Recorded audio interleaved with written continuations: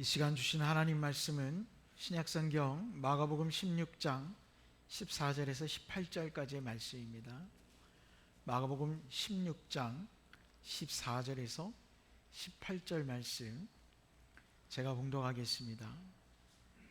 그 후에 11 제자가 음식 먹을 때에 예수께서 그들에게 나타나사 그들의 믿음 없는 것과 마음이 완악한 것을 꾸짖으시니 이는 자기가 살아난 것을 본 자들의 말을 믿지 아니함일러라.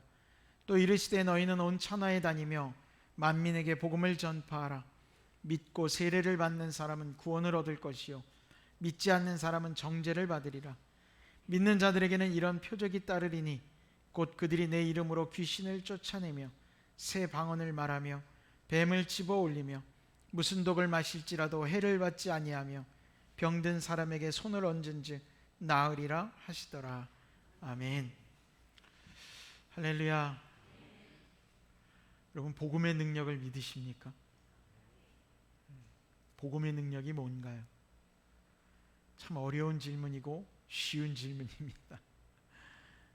좀 유아기적 질문일지 모르겠어요. 근데 제가 질문을 두 가지를 던지잖아요. 복음의 능력을 믿느냐? 그럼 복음의 능력이 뭐냐? 여러분, 믿음이라고 하는 건 결국 그렇게 될 것을 기대하게 되는 것 아닐까요? 내가 복음의 능력을 믿는다는 건 복음으로 되어질 일들을 기대하며 사는 인생이라는 겁니다. 그 복음으로 우리가 되어질 일들이 뭘까? 여러분, 복음의 능력의 가장 기본은 구원에 있는 줄 믿습니다. 복음이 뭐냐라고 이야기하면 복음은 다른 것이 아니죠. 억눌렸던 모든 것들이 자유함을 얻은 것 아니겠어요?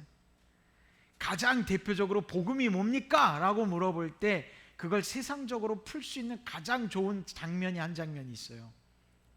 그게 8월 15일 날 우리 광복이 일어날 때 기록 영화 같은 거에 보면 흑백 사진이 있잖아요. 흑백 영상들이 사람들이 저마다 길거리로 다 쏟아져 나와서 만세를 부르며 광복의 기쁨을 나누는 그 순간의 그 모습을 보면 여러분, 그게 바로 복음으로 구원을 얻었을 때 인간이 가질 수 있는 능력이고 보여지는 당연한 모습입니다. 수가성에서 우물가에서 예수님을 만났던 여인이 있어요. 그 여인과 예수님과의 대화 속에서 그 여인은 복음을 경험합니다. 그리고 그는 물 길러 왔던 물동이를 내려두고 마을로 들어갑니다. 그냥 흐그적 걸어 들어간 게 아니라 뛰어 들어가는 거죠. 그러며 사람들에게 외쳤어요. 뭐라고? 내가 그분을 만났다는 거예요. 구원 받았다는 거거든요. 결국 복음으로 구원을 받았다라고 하는 건 그 감격이 내 안에 존재한다는 겁니다. 여러분, 구원의 감격이 여러분 안에 있습니까? 여러분, 우리 삶 안에서 내가 믿음을 가지고 있노라, 내가 신앙을 가지고 있다, 내가 예수님을 믿는다라고 이야기하려면 여러분, 그 구원의 감격이 있어야 됩니다. 목사님, 어떻게 사람이 살면서 처음 느꼈던 그 열정과 뜨거움을 죽을 때까지 간직하고 사는 사람이 어디 있습니까? 라고 이야기할지도 몰라요. 내가 정말 뜨거운 사랑을 해서 남녀가 만나서 결혼을 했지만 세월이 지나다 보면 그 사랑하는 애인이 나중에 뭐가 됩니까? 왼수가 되죠. 농담입니다만 그래도 사랑하는 사람이지만 처음 만났던 뜨거운 사랑은 아니잖아요. 그죠? 그러다 보니까 구원을 받아서 기쁜 건 알지만 목사님, 그 구원의 기쁨이 어떻게 계속 똑같이 그렇게 감격스러울 수 있겠습니까? 라고 이야기할지 몰라요. 그런데 세상에서 느끼는 것과 다른 게 바로 구원의 감격이기 때문에 구원의 감격엔 뜨거움이 존재해야 된다는 거예요. 왜? 내가 언제 어느 시점에 하나님이 부르셔서 하나님 나라 가더라도 우리는 당당히 갈 수 있는 사람들이기 때문에 그렇습니다. 할렐루야. 여러분, 믿으십니까? 지금 내가 하나님 앞에 가도 여러분, 우리의 믿음으로 우리가 구원 받았음을 믿으십니까? 여러분, 하늘나라 가는데 이제 얼마 안 있으면 수능 시험을 봐요. 수능 시험 봐서 점수가 몇 점 돼야 가는 거 아니에요?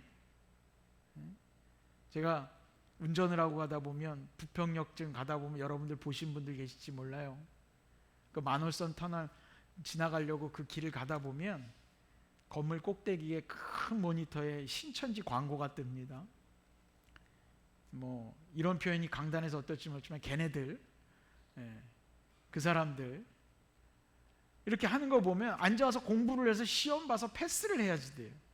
예전에 신천지에 들어갔다 나온 사람하고 얘기를 해보니까 시험 봐가지고 몇 점 이상 받아야지 패스가 돼서 단계를 올라가가지고 그 14만 4천 명 안에 들어간다고 말 같지도 않은 소리를 합니다. 그래야 구원 받습니까? 그러면 그를 모르는 사람은 구원을 못 받나요? 여러분, 예수 그리스도의 구원의 감격이라는 건 그를 알고 모르고 상관이 없습니다. 믿음으로 받는 겁니다. 할렐루야.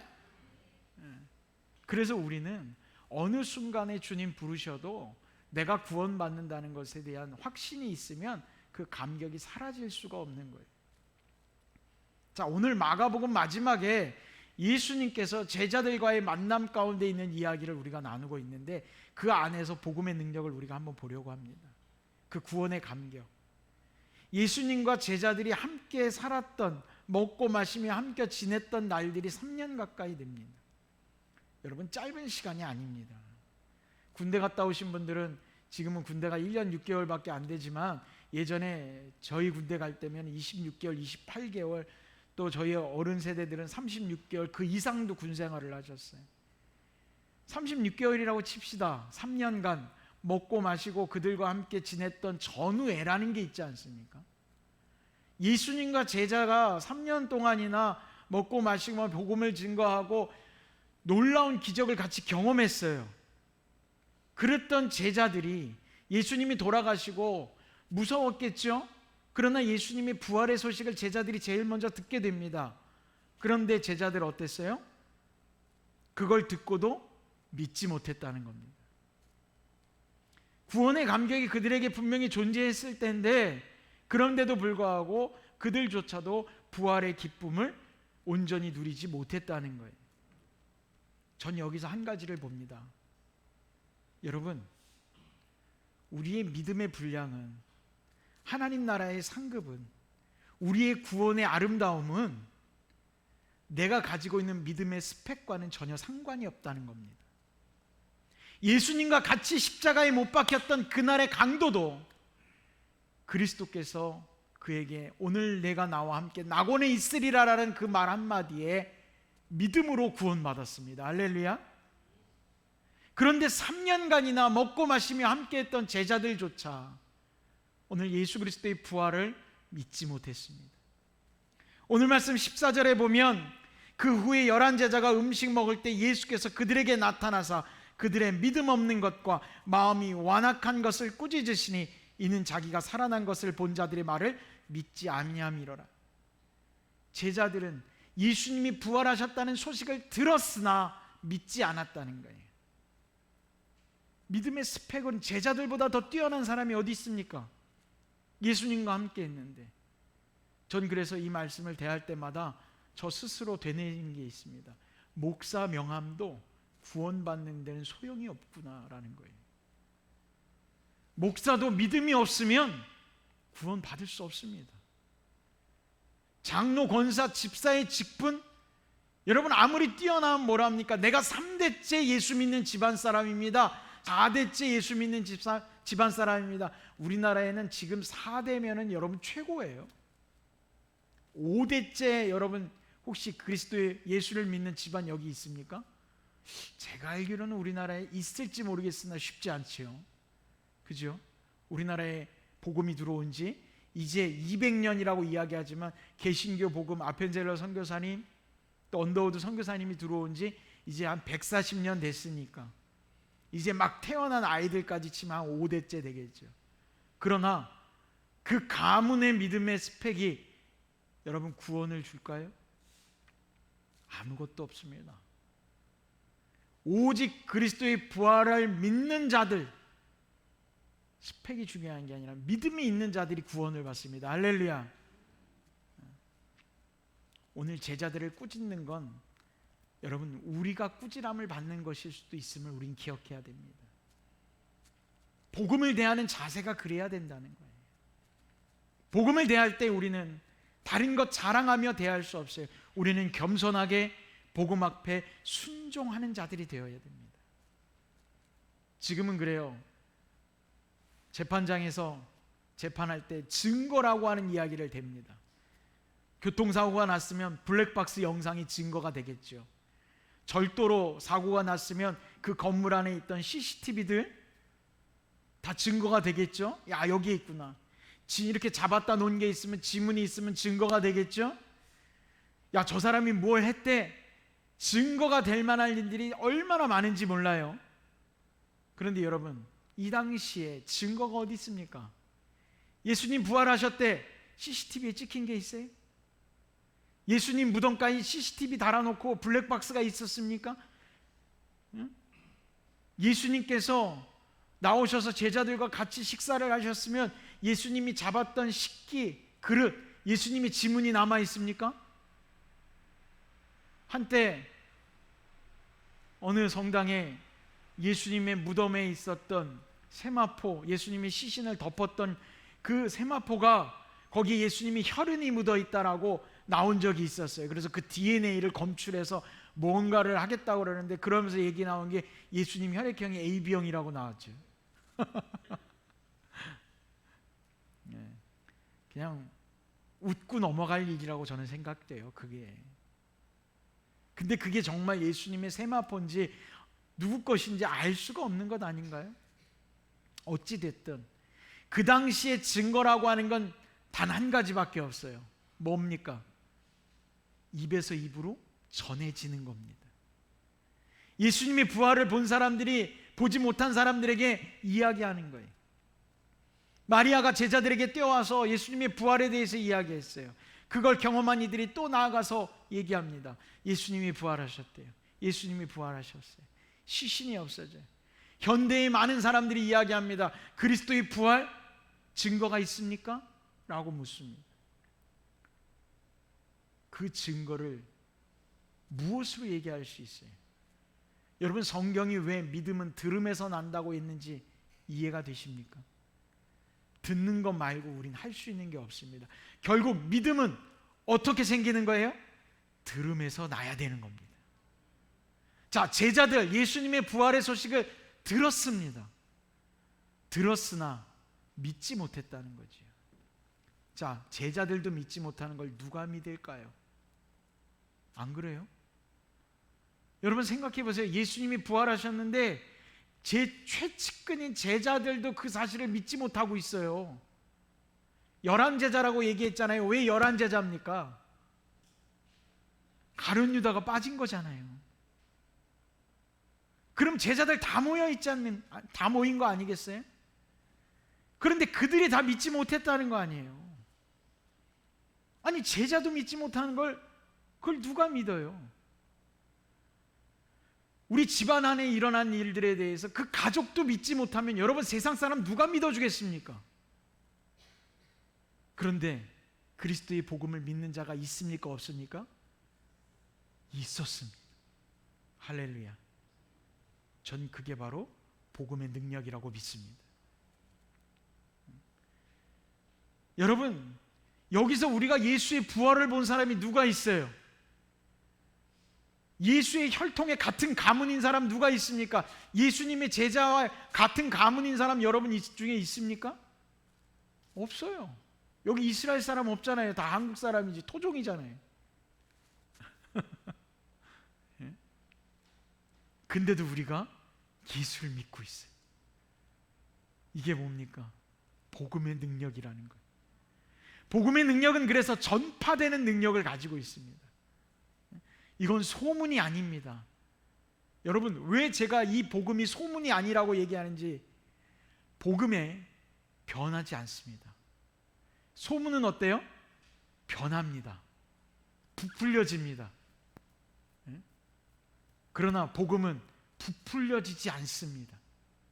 절대로 변하지 않습니다. 있는 그대로 증거되고 있습니다. 사람들이 복음은 부풀릴 필요가 없어요. 거짓을 덧붙일 필요가 없습니다. 왜? 그 자체만으로도 완벽하기 때문에 그래요. 그러나 소문은 부풀려집니다. 자꾸 과장됩니다. 왜? 더 포장하고 싶어서, 불완전하니까. 그래서 복음은 소문이 아닌 거예요. 그래서 복음은 사실입니다. 있는 그대로가 증거되고 있어요. 그래서 복음의 능력의 첫 번째는 전파되는 능력이라고 저는 믿습니다. 저는 예수님이 오늘 제자들을 꾸짖고 계시지만 이 장면에서 혼나는 제자들의 입장이 아니라 예수님의 입장에 한번 내보십시오. 얼마나 답답하셨을까? 오죽하면 제자들 앞에 나타나셨을까라는 생각도 좀 합니다. 얼마나 마음이 아프셨을까? 어떻게 다른 사람은 못 믿어도 너희들은 나를 믿었어야 되는 것 아니니? 다른 사람들은 못 믿어도 너희들은 부활을 믿었어야 되는 거 아니냐라는 거죠. 얼마나 마음 아프셨을까? 저는 목회하면서 가끔 그런 생각을 합니다.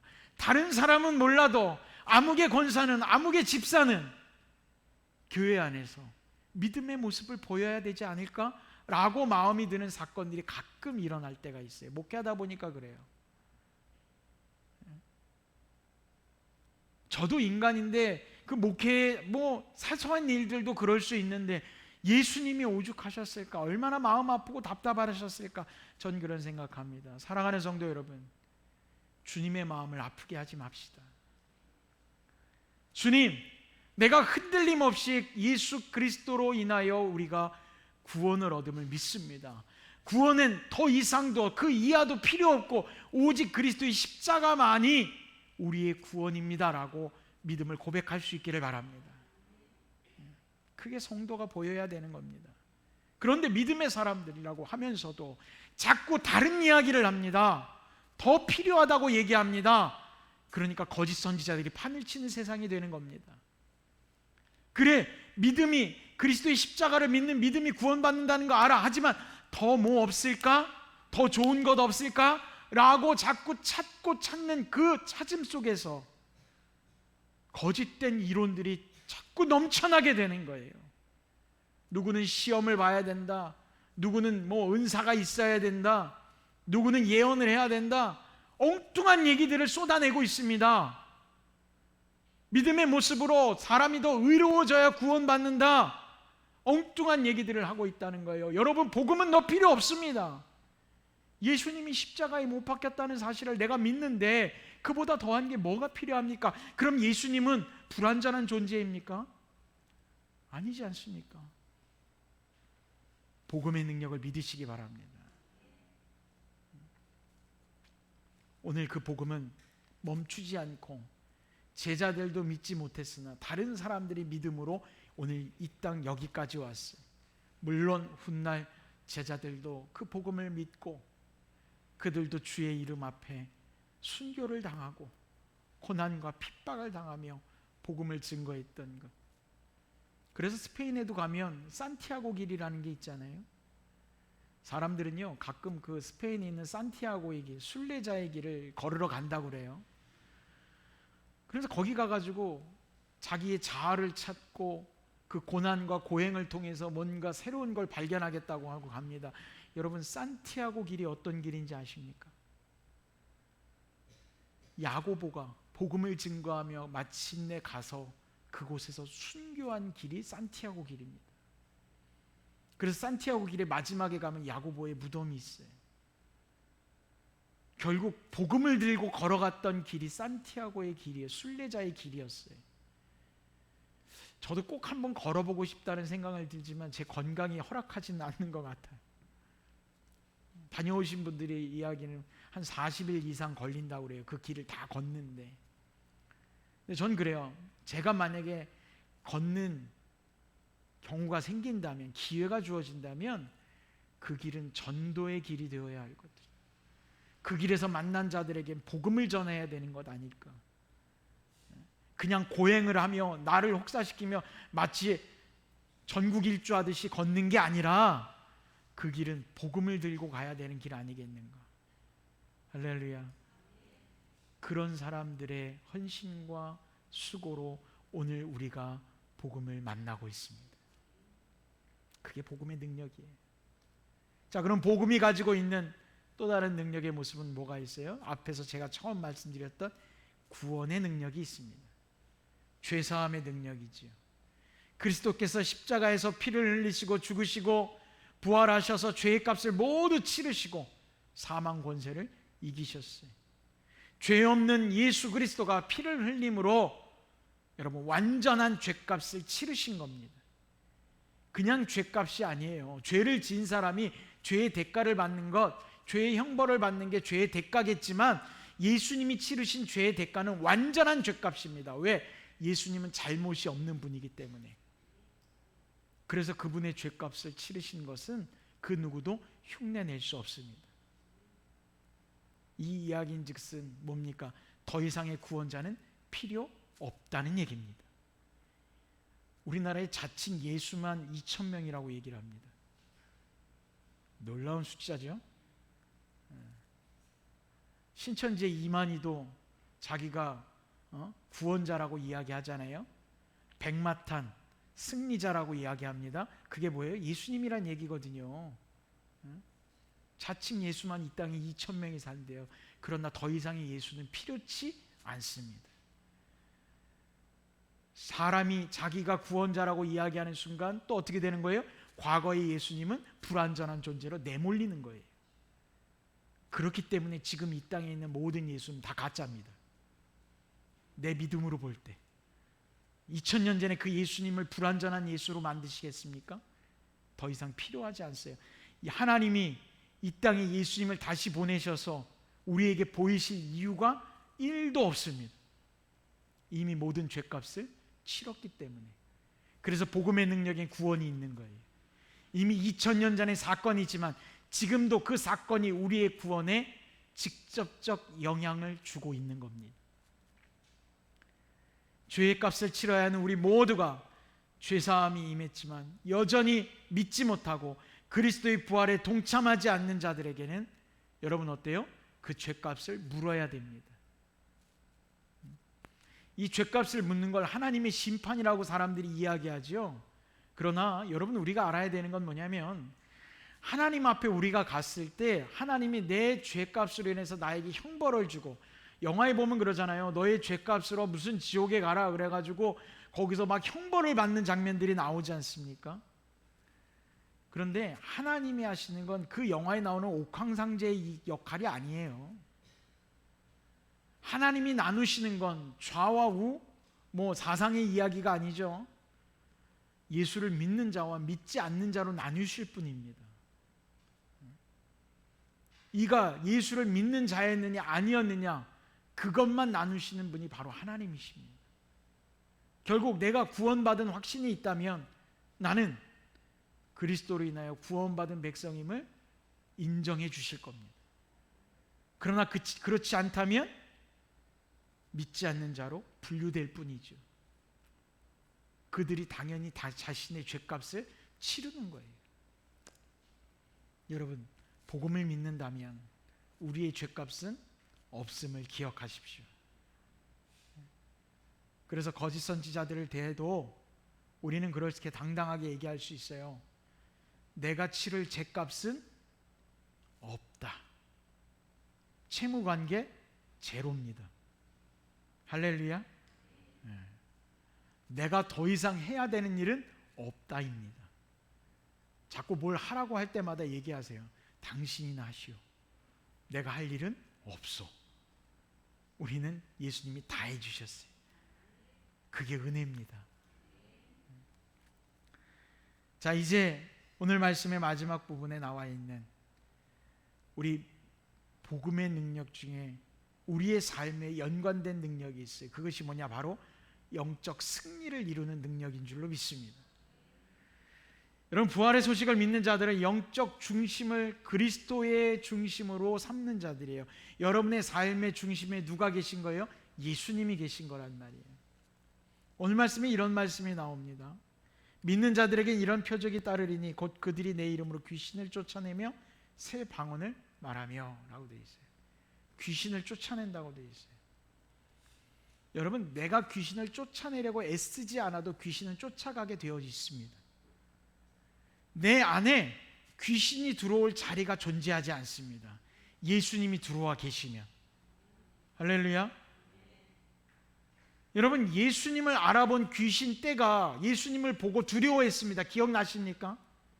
우린 그 장면을 기억해야 돼요. 내 안에 예수 그리스도가 살아계시면 여러분, 내 안에 악한 영이 들어올 수가 없습니다. 예수님과 합석할 수 없다는 거예요. 제가 일전에 어떤 목사님이 저에게 어떤 부탁을 하시는데 제가 그런 이야기를 한 적이 있어요. 목사님, 저는 무당과 합석하지 않습니다. 제가 가끔 그런 말씀입니다. 우리가 그러죠. 같이 가는 일들이 가끔 있을 수 있어요. 저는 우상을 숭배하는 사람과 동석하지 않습니다. 그 이야기인즉슨 우리 마음 가운데도 마찬가지라는 거예요. 내 마음에 그리스도가 들어와 계시면 다른 게 들어올 수 없어요. 그런데 이것이 어떤 영적인 현상만이 아니라 내 안에 재물이 중심이 될 수 없습니다.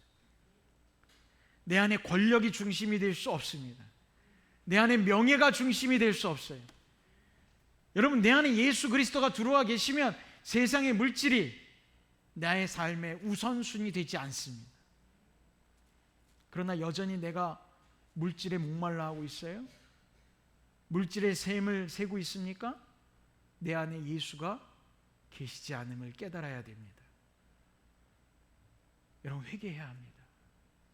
그리고 내 마음을 돌이켜 주님 중심으로 살아야 합니다. 그럴 때 우리는 모든 악한 영에게서 보호받을 수 있어요. 들어오지 못하는 거예요. 귀신을 쫓아낸다는 건 어떤 강력한 영성을 가진 사람이 가가지고 예수 그리스도 이름으로 명하노니 귀신아 물러가라 이렇게 얘기해야만 귀신이 물러가는 게 아니에요. 내 안에 이미 예수가 계시면 귀신은 쫓아져가게 돼 있습니다. 할렐루야. 그렇기 때문에 여러분, 애쓰지 말고 주님을 모시십시오. 주님이 내 안에 들어오셔야 돼요. 그리고 또 한 가지, 새 방언을 말한다고 되어 있어요. 여러분, 영어 성경에 보면 새 방언의 영어 표현이 뭐냐면 new tongue입니다. 혀예요, 혀. 우리가 그런 말 하죠. 여러분들의 모국어는 어디입니까? 그러면 우리가 다 한국 사람이라면 모국어는 무슨 말이에요? 한국어잖아요. 모국어를 이야기할 때 mother tongue이라고 얘기합니다. 어머니의 언어라고 얘기하죠. 여러분, 우리가 방언에 대해서 제가 일전에도 한번 말씀을 드린 적이 있는데 우리가 잘 이해해야 되는 게, 방언은 우리가 알아듣지 못하는 말을 막 할 때 방언이라고 생각하시잖아요. 그죠?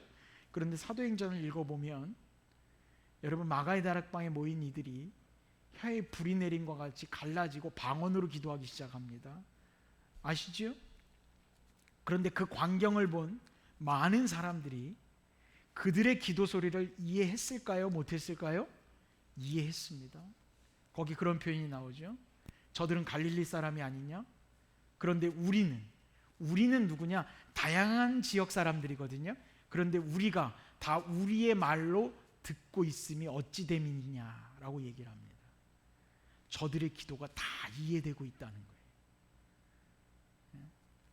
방언으로 기도하기 시작하면 여러분, 이상한 소리로 기도하는 게 아니라 누구든지 알아들을 수 있는 말로 기도가 된다는 거예요. 그게 바로 복음의 능력입니다. 저도 웬만하면 고집이 있는 사람이라서 한번 목표를 설정하면 도전을 하고 반드시 이루려고 좀 이렇게 고집스러운 데가 있거든요. 근데 제가 마음 먹었다가 단번에 포기한 일이 하나 있어요. 그게 뭐냐면 저기 경남 지역이죠. 경북인가요? 한동대라고 하는 대학 들어보셨을 거예요. 거기에 가면 대학원 과 중에서 언어학과 중에 번역을 하는 언어학과가 하나 있어요. 제가 거기를 한번 입학해 보려고 마음을 먹고 여기저기 알아봤어요. 그게 무슨 학과냐면 전 세계 모든 언어로 성경을 번역하는 일을 하는 거예요. 결국 그게 바로 뉴 방언입니다. 새 방언으로 말하는 거죠. 복음을 접하지 못하는 사람들이 없도록 아프리카의 부족의 언어로라도 그들도 알아들을 수 있도록 성경을 계속 번역해 나가는 일을 하는 데거든요. 제가 거기 도전하려고 했는데 포기했어요. 왜냐하면 단순히 영어를 할 줄 안다고 되는 게 아니더라고요. 영어에 독일어에 라틴어에 헬라어에 히브리어에 스페인어에 수없이 많은 언어 시험을 봐서 다 패스를 해야지만 들어가는 정말 어려운 공부를 어마어마하게 해야 되는데, 목사님이 언어에 약하셔서 그렇구나라고 생각하실 수 있지만 제 핑계거리는 뭐가 있냐면 그걸 공부하다 보면 목회를 못할 것 같더라고요. 그래서 포기한 겁니다. 웃으라고 한 얘기예요. 여러분, 새 방언으로 우리가 이야기하기 시작한다는 건 뭐냐면 결국 방언으로 우리가 얘기할 수 있는 게 뭐가 있겠어요? 복음을 전하는 거예요. 복음을 접하지 못한 사람에게도 복음을 전하게 된다는 겁니다. 할렐루야. 우리나라도 복음이 들어올 때 무슨 말로 들어오겠어요? 한국말로 복음이 들어오겠죠. 선교사들이 들어오면서 한국어 공부를 했을 거 아닙니까? 그러나 문자를 한글이 아닌 중국어 문자죠. 한자로 된 성경을 들고 들어오죠. 그리고 그것을 다시 한글로 번역하고요. 여기서 오랫동안 신앙생활 하신 어르신들은 알 거예요. 옛날에 성경책 피면 반은 한문이고 반은 한글이었어요. 저도 그게 생각이 나는데, 또 일본어로도, 중국어뿐만 아니라 각 다양한 나라의 말로 복음이 증거되는 거죠. 여러분, 우리가 새 방언을 하기 시작한다는 건 무슨 얘기냐면 결국 내 입술로 복음을 증거하기 시작한다는 겁니다. 할렐루야.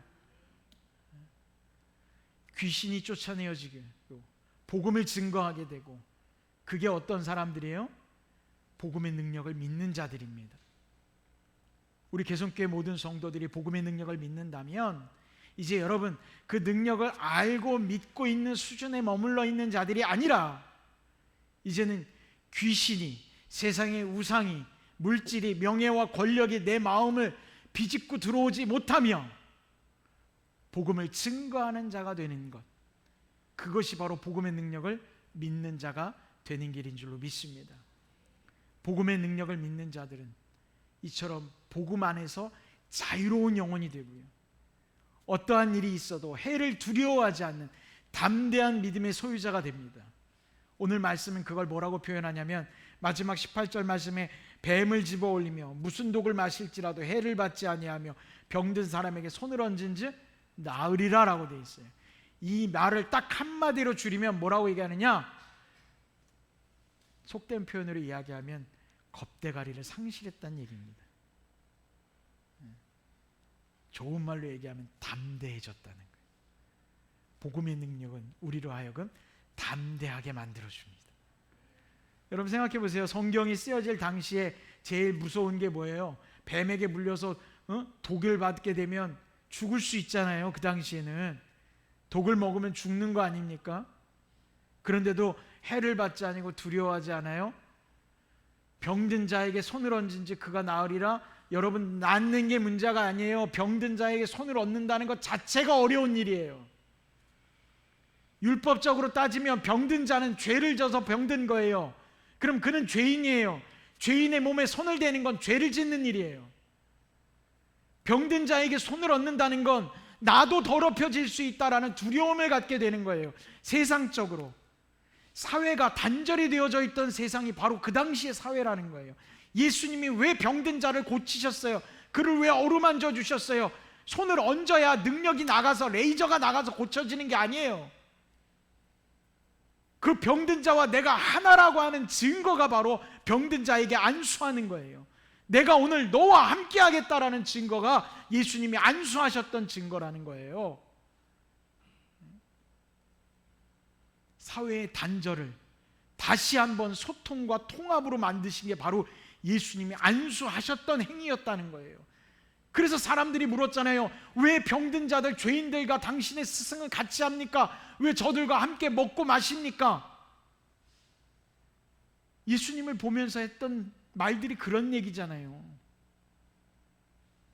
여러분, 우리도 세상의 편견과 세상의 시선에서 자유로워질 수 있는 담대함이 생길 줄로 믿습니다.